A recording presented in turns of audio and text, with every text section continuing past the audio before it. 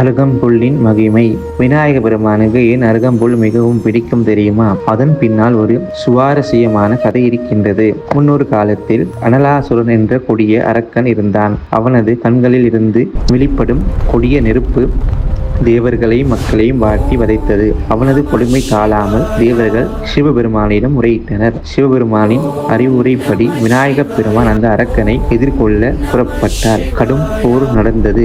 அனலாசுரன் தன் முழு சக்தியையும் திரட்டி நெருப்பை கக்கினான். ஆனால் விநாயகப் பெருமான் மிகவும் எளிதாக அந்த அரக்கனை அப்படியே பிடித்து உயிருடன் விழுங்கிவிட்டார். அரக்கனை விழுங்கிய பிறகு அவனது வெப்பத்தால் விநாயகரின் வயிறு எரியத் தொடங்கியது. அவரது உடல் நெருப்பாய் தகித்தது. இந்திரன் குளிர்ச்சியான நிலவை அவர் தலையில் வைத்தார். திருமால் தாமரை மலர்களை தந்தார். வருண பகவான் மலையை பொழிவித்தார். ஆனால் எதனாலும் அந்த எரிச்சல் தீரவில்லை. அப்போதுதான் 21 முனிவர்கள் அங்கே வந்து அவர்கள் ஆளுக்கு 21 அருகம்புல்லை எடுத்து விநாயகரின் தலையில் வைத்தனர். அதனால் என்ன ஒரு ஆச்சரியம்! அந்த அருகம்புல் பட்ட மாத்திரத்திலேயே விநாயகரின் வயிறு எரிச்சல் நீங்கிவிட்டது. குளிர்ச்சி அடைந்தது. மிகவும் மகிழ்ந்தார் விநாயகர்.